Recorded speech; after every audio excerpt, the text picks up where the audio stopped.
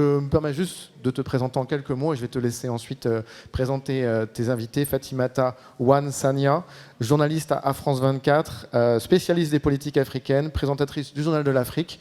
Et donc, je te laisse modérer cette table ronde. Merci beaucoup Benjamin, merci à tous. Je vois que vous êtes très nombreux et si j'en juge la teneur et la densité du débat que j'ai vu tout à l'heure, merci d'être là. Hâte de vous présenter alors ce nouveau panel intitulé « Les enjeux de la lutte contre la désinformation ». Vous le savez, le monde traverse une triple crise, climatique, économique, sanitaire, et ça oblige forcément les médias à se remettre en question la pratique de l'édition et de la diffusion des informations. Cette information a toujours été fragile, bien que bien commun essentiel, elle reste fragile et pour paralyser, effectivement, et je me dis que dans ce contexte, comment lutter contre la désinformation qui fait florès et se propage à grande vitesse, notamment grâce aux réseaux sociaux et à Internet? Quelles solutions peuvent apporter les éditeurs de presse, les agences et les plateformes? Merci d'accueillir donc les invités qui ont accepté de participer à ce panel. Soulina Konal, merci, elle est directrice générale chargée des partenariats avec les partenaires de presse et d'édition. Soulina, merci chez Google et pour la région Moyen-Orient, Europe, Afrique, EMEA, donc la région EMEA. Merci Soulina, et en plus elle va faire l'effort pour nous de s'exprimer en français alors que d'habitude elle parle en anglais. Donc pour ça vous pourriez l'applaudir. Ça va lui donner du courage. Voilà, merci beaucoup Soulina. Alors à côté de vous, il y a Pierre Louette, qui est, lui, président-directeur général du groupe Les Échos et Le Parisien, et qui est aussi co-organisateur de cet événement Média en scène, donc qui est un peu chez lui ici. Donc c'est peut-être nous qui devons le remercier, non? Voilà, merci à lui. À ses côtés, il y a Fabrice Friès, qui est président-directeur général de l'agence France Presse, qui est peut-être celui le plus capé sur ce sujet, parce qu'il a écrit justement un ouvrage là-dessus sur l'emprise du faux. Et donc, on sera très intéressé d'écouter ce qu'il a à nous dire sur cette question-là, sur comment on lutte finalement contre la désinformation. Alors, on va démarrer justement. Fabrice, vous allez prendre la parole, parce que j'aimerais qu'on commence par vous. Je le rappelais, vous avez écrit cet ouvrage, donc l'emprise du faux. Avant de revenir peut-être sur les outils, on va essayer d'être très concret dans ce panel. Peut-être, histoire de poser le cadre, nous dire très rapidement pourquoi est-ce que c'est important justement de lutter contre cette désinformation. Ça a l'air d'être une palissade pour certains, mais c'est pas si évident que ça pour d'autres justement. C'est important. Et surtout en temps de crise, je voulais rajouter, forcément. C'est important parce que le faux est devenu quelque chose d'extrêmement banal. Il est devenu partie intégrante de l'information. Vous n'avez plus une seule breaking news qui ne soit pas associée à une fake news maintenant. Plus un seul événement un peu saillant qui ne soit pas l'objet d'une interprétation complotiste. Et on le voit sur des dossiers comme le Covid ou comme l'Ukraine, le faux influence les décisions publiques. Le faux a influencé les stratégies de vaccination pays par pays et explique pourquoi, par exemple, aux États-Unis, un Américain sur 5 ne s'est pas vacciné. Dans le cas de la crise ukrainienne, le narratif russe est plus ou moins efficace, mais il est très prégnant. Et donc, pour une agence d'information comme l'AFP, c'est poser le problème à peu près à partir de 2014-2015, au moment où les grandes manipulations de l'information ont justement commencé d'influencer le cours de l'histoire, l'invasion de la Crimée, par exemple, puis ensuite la première élection Facebook qui a été celle de Duterte aux Philippines, au début, les agenciers disaient que ce n'était pas leur boulot de s'occuper du faux, parce qu'ils ont déjà pas mal de choses à faire pour dire les faits. Et puis, ils se sont rendus compte que c'était impossible de ne pas en tenir compte, parce que la fausse information fait aujourd'hui partie de l'information. Absolument. Soulina Konal, peut-être on va enchaîner avec vous. Cette question de désinformation, elle est cruciale évidemment aussi pour vous chez Google. Surtout, comment est-ce que vous arrivez à trouver le bon équilibre finalement entre la lutte contre la désinformation et la liberté de la presse, tout simplement, et d'expression d'une manière générale, la liberté d'expression dont beaucoup d'utilisateurs disent ils veulent utiliser leur liberté d'expression, mais en même temps, il ne faut pas laisser se propager des fausses informations. Comment vous trouvez le bon équilibre, vous, justement, à Google? C'est intéressant, cette question, Fatimata. Je pense que vraiment au cœur de le fonctionnement de Google Search, il y a cette tension. Et je vais essayer d'expliquer. Quand quelqu'un cherche de l'information, ce que Google Search fait, c'est de montrer où trouver cette information sur les sites d'actualité, de Les Échos, de France Info. C'est où trouver cette information. Mais il n'y a pas un seul résultat, il y a plusieurs résultats, et avec l'objectif de diversité dans les résultats. Et ça, c'est la première étape. Donc, ce matin, quand je cherchais brassade arc-en-ciel, il y avait des réponses des journaux nationaux, régionaux, télé, radio, spécialisés de sport, hein, par exemple. Donc, l'idée, c'est de présenter une diversité de perspectives. Et après, le moteur de recherche essaie de trouver des signaux de contexte pour que le brassard de arc-en-ciel, ce n'est pas quelque chose pour les enfants. Il y a quelques semaines, ça indiquait un jouet d'enfant peut-être. Mais maintenant, il y a un autre, c'est One Love. Donc, c'est le contexte, la langue, la localisation, mais aussi des signaux d'expertise, d'autorité, de la fiabilité. C'est ces signaux que le moteur de recherche essaie de trouver. Et donc, les deux aspects, c'est la pluralité, diversité de réponses, avec cet aspect de expertise, fiabilité. Ça veut dire source de référence. Les deux, pour moi, c'est au cœur de la réponse de Google. Après, il y a des outils pour tout le monde, pour les journalistes, mais ça, c'est le cœur. D'accord. On reparlera d'ailleurs des outils précis qu'on peut utiliser, que chacun peut utiliser pour justement lutter contre ces désinformations. J'aimerais justement là qu'on entende Pierre Louette sur... parce qu'elle a dit le mot, Soulina, elle a parlé de sources. Ça, c'est une question et quelque chose qui est au cœur du métier des journalistes et des éditeurs de presse. C'est finalement comment est-ce qu'on s'assure de la fiabilité d'une source, comment on met en avant justement une source qui est fiable, avant même de lutter contre la désinformation, et c'est peut-être un des premiers moyens d'ailleurs, c'est de mettre en avant des sources fiables. Comment on s'assure dans ce métier justement qu'on a des sources fiables?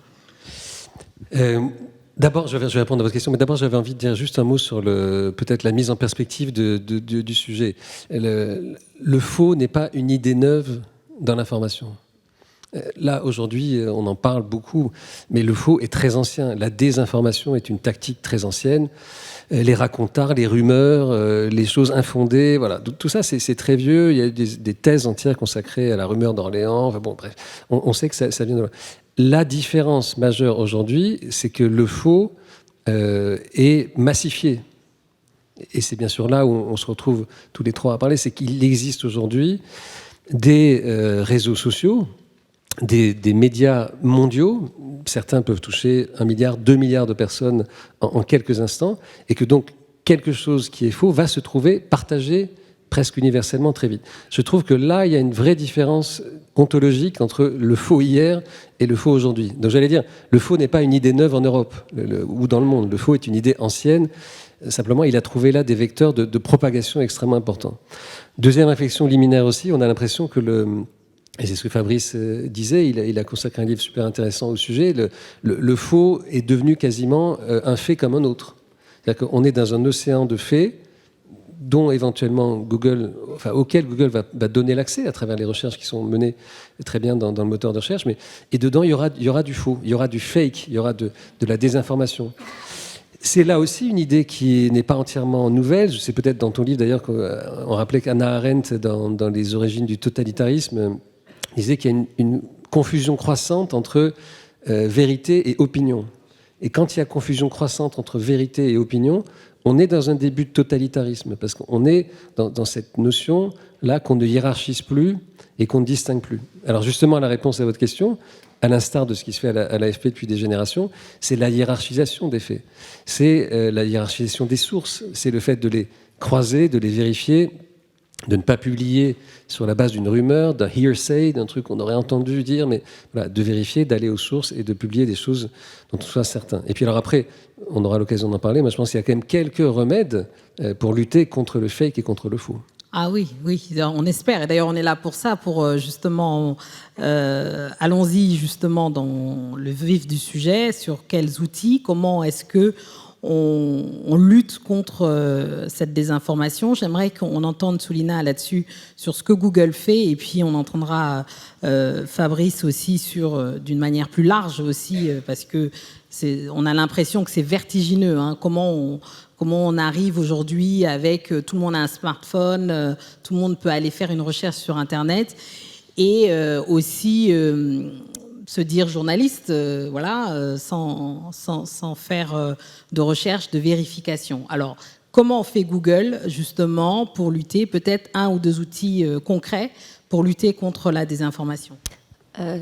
Je vais bien choisir deux, si vous voulez, mais juste pour souligner l'idée le travail qu'on fait ensemble, les plateformes, les journalistes, les experts, les éditeurs de presse, chaque fois et chaque amélioration de nos outils aussi vient de le travail qu'on fait ensemble avec les co-construction. Oui, c'est une co-construction. Je veux montrer deux que je trouve simples, qui sont disponibles. Ils sont très simples. Quand vous faites une recherche sur Google Search, il y a, j'ai pas de main, donc je peux pas vous montrer. Il y a le résultat. Et à droite, tout en haut du résultat, il y a 3 petits points. Si vous cliquez, ça donne l'information sur la source de ces résultats. Tout à propos de ces résultats, c'est ça le nom d'ailleurs. Et c'est ce que la source de l'information dit sur lui, ce que des autres disent.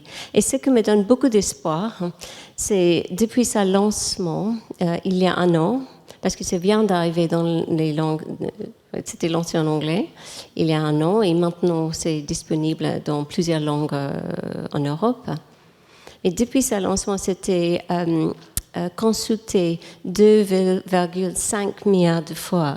Ça veut dire que les gens s'intéressent de plus en plus dans les sources d'origine de ce qu'ils lisent. Ça, c'était une très bonne nouvelle.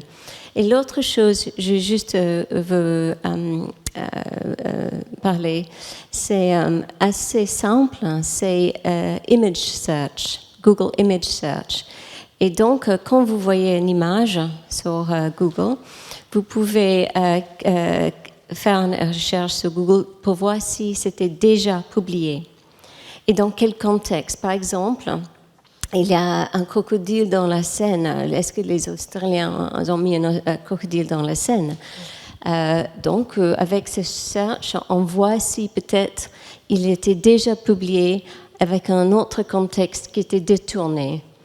C'était peut-être un essai de jardin des plantes, nos zoos de jardin des plantes, je ne sais pas.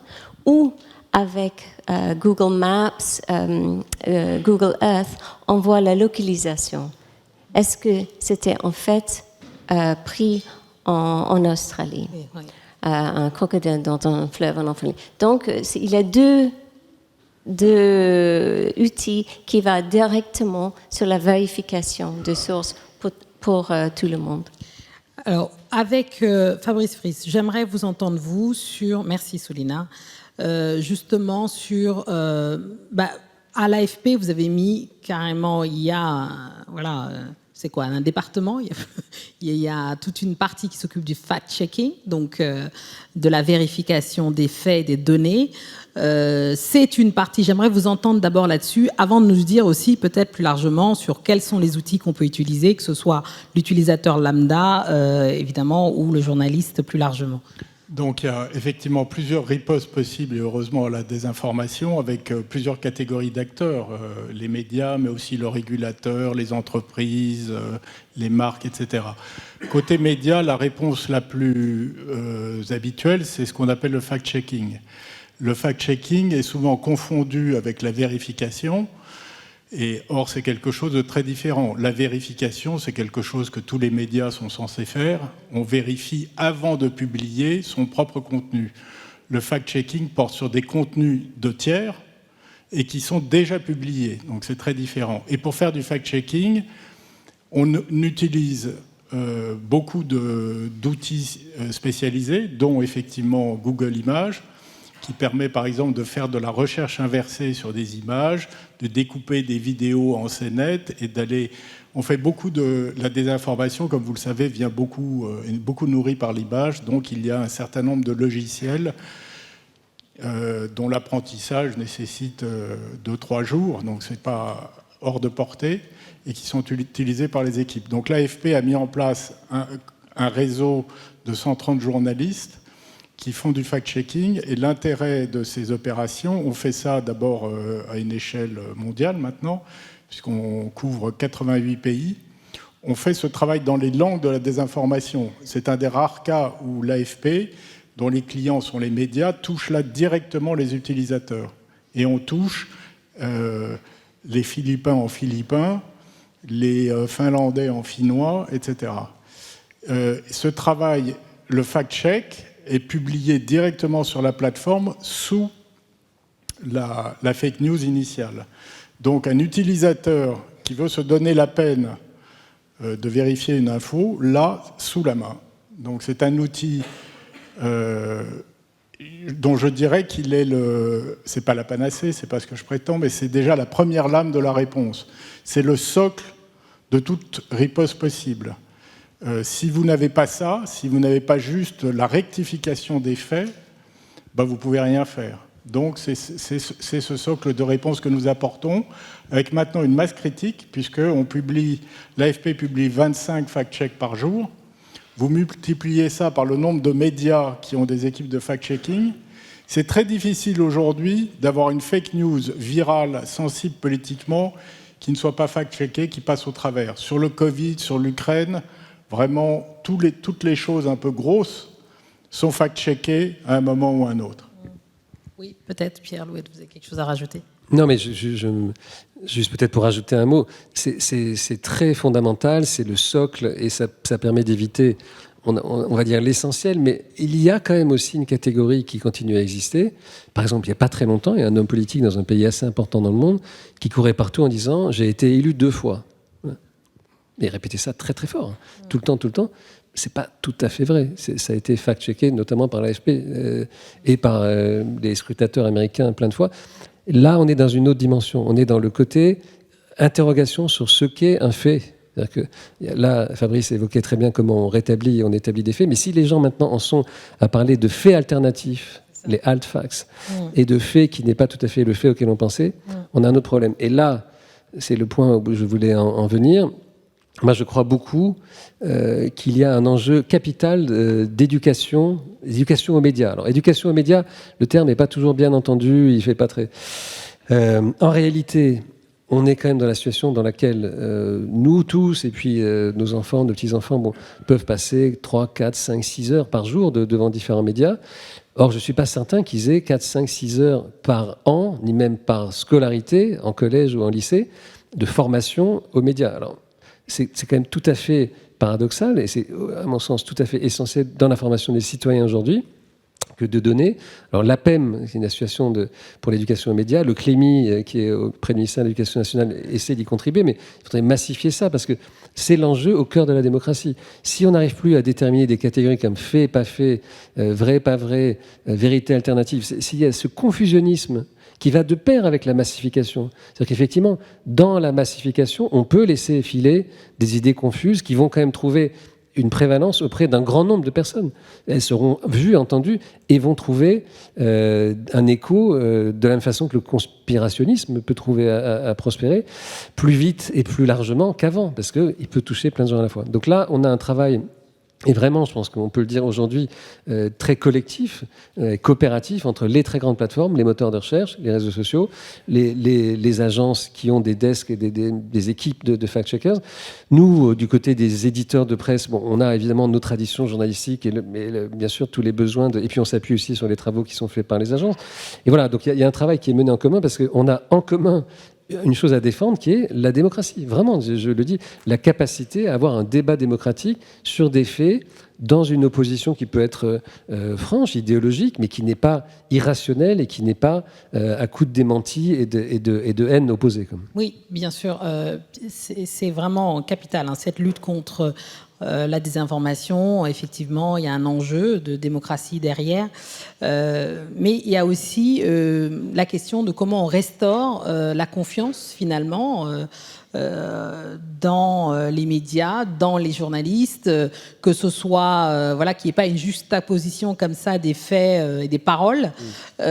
Comment on fait, j'aimerais entendre Soulina justement là-dessus, comment est-ce que Google fait pour, justement, et après vous, je vous entendrai sur la partie médias et journalistique, mais comment on peut restaurer la confiance quand l'utilisateur pense que... qui se disent qu'à partir du moment où c'est un éditeur, je mets des guillemets, installé, quand à partir du moment où, parce que c'est Google qui l'a dit, c'est-à-dire que ces gens qui sont en défiance, qui ne croient pas en cette parole-là, comment on fait pour restaurer la confiance, pour leur dire, ça ce sont des sources vérifiées, ça ce sont des sources moins vérifiées, etc., pour qu'ils puissent à nouveau avoir confiance dans ce qu'ils lisent, tout simplement. Oui, je pense qu'il y a plusieurs éléments. On essaie de voir de côté plateforme, du côté Google, c'est de regarder comment mettre en évidence, comme j'ai déjà expliqué avec ces deux petits outils, mettre en évidence les sources, mettre en évidence d'où vient cette information. C'est aussi d'élever le bon travail du journalisme. Par exemple, il y a un nouveau un label qui était utilisé, qui s'appelle Highly Cited, très fortement cité.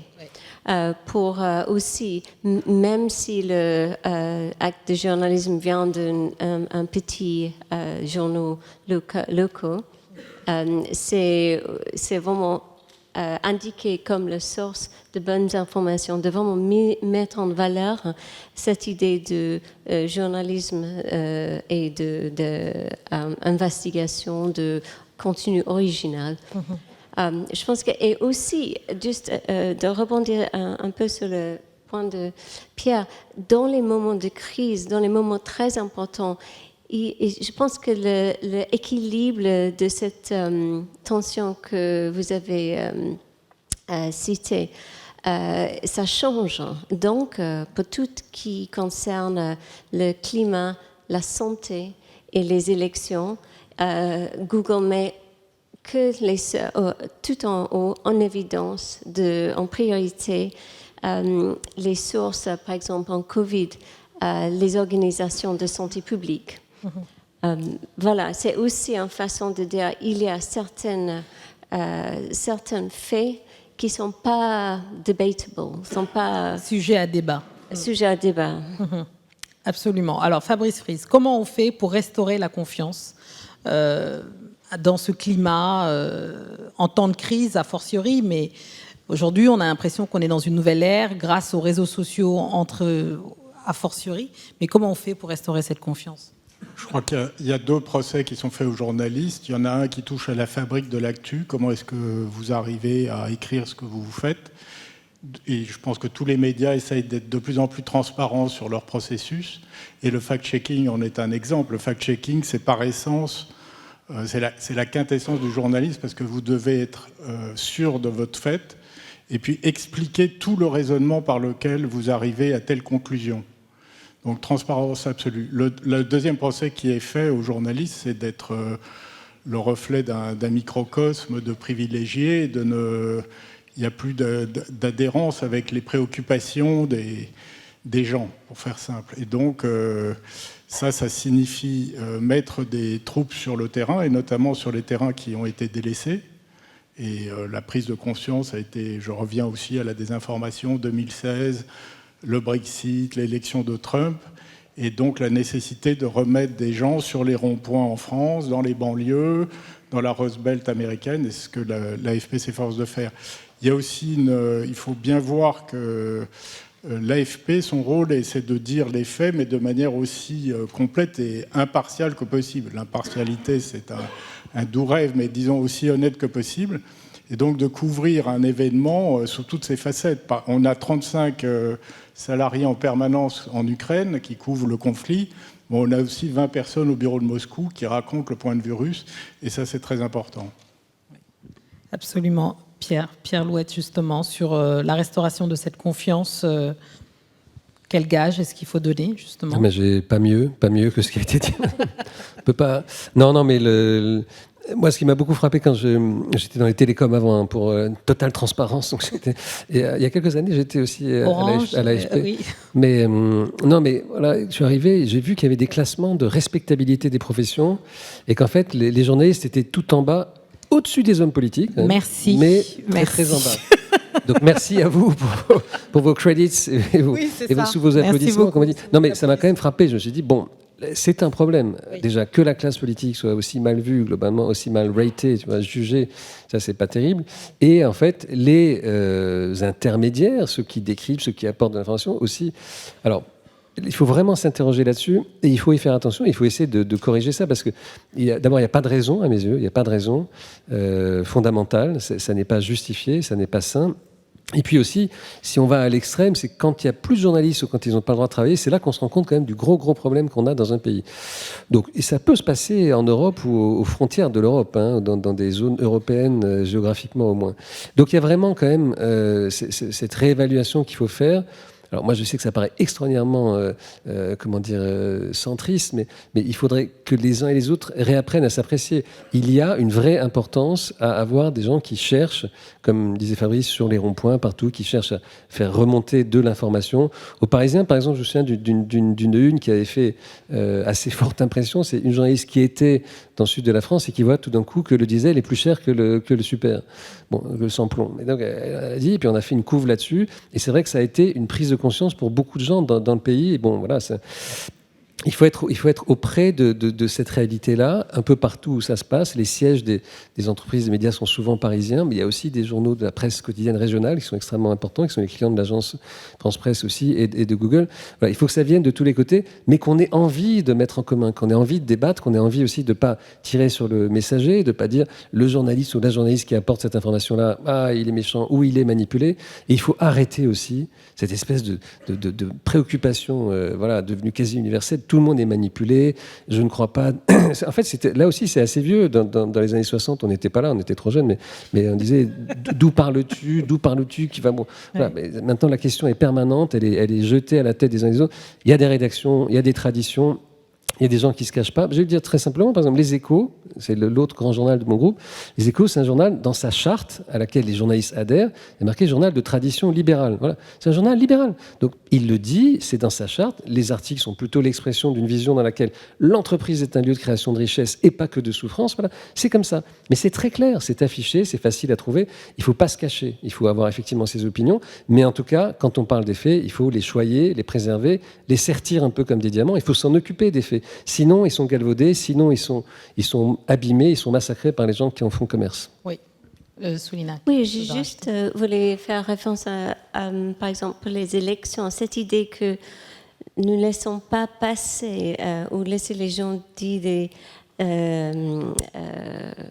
comment on dit after reality, post reality, qu'il y a beaucoup de travail vraiment pointu dans les moments importants que tout le monde regarde, comme le travail que vous avez fait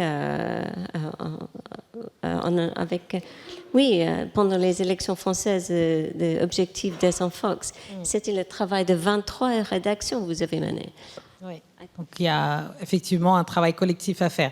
Alors peut-être qu'il y a une question dans la salle. On peut en prendre malheureusement très peu parce qu'on a une vidéo à vous faire. Il y a une dame là-bas et puis il y en a une là.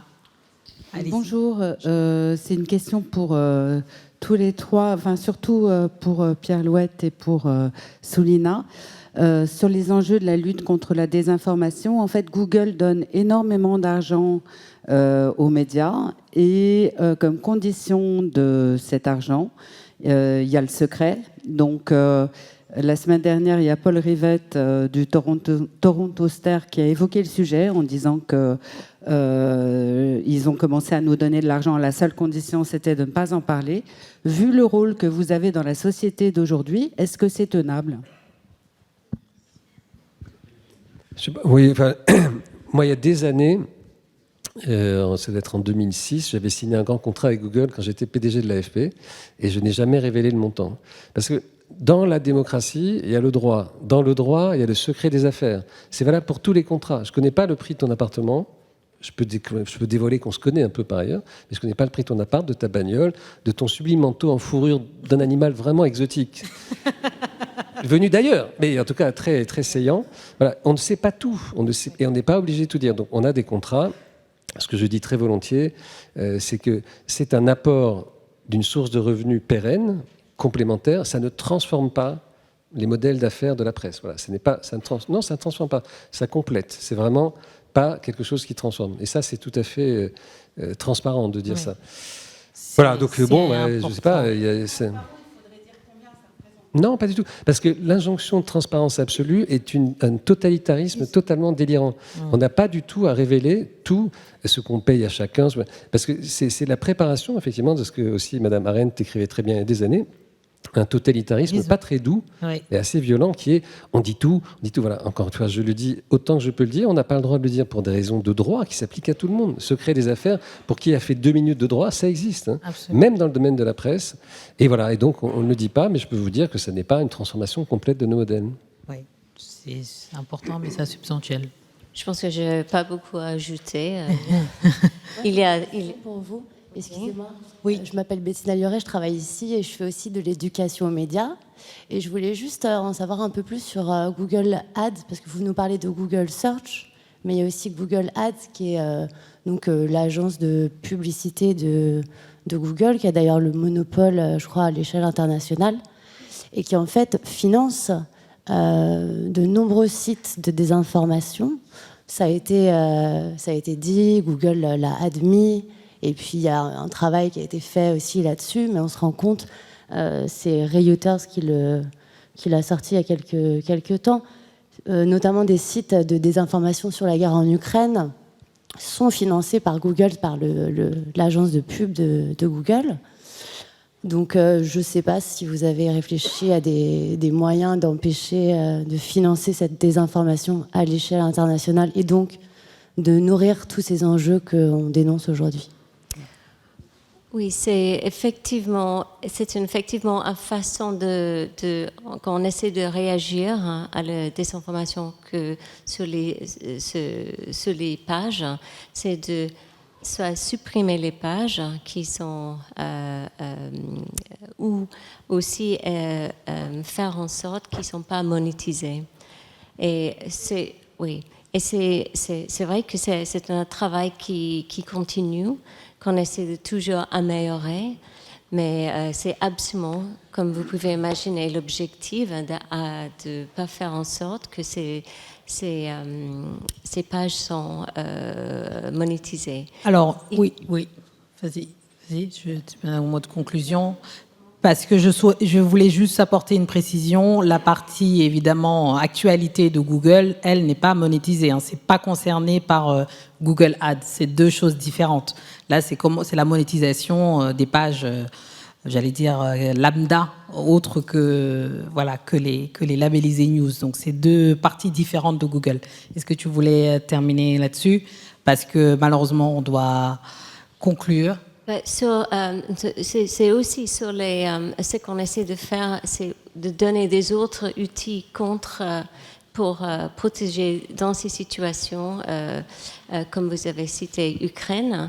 Par exemple, nous avons mis en disponibilité, oui.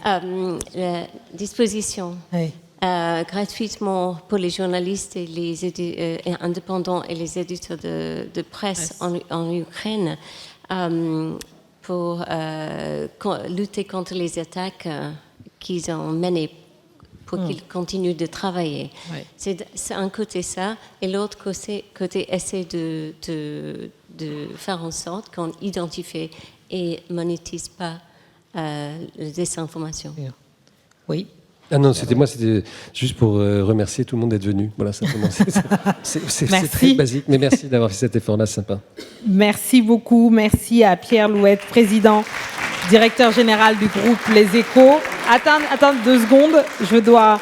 Soulina Konal, évidemment, directrice générale chargée des partenariats et des partenaires presse, édition. Attendez 2 minutes, j'ai une... Fabrice Friss, évidemment, président directeur général de l'agence France Presse. Merci à tous les 3.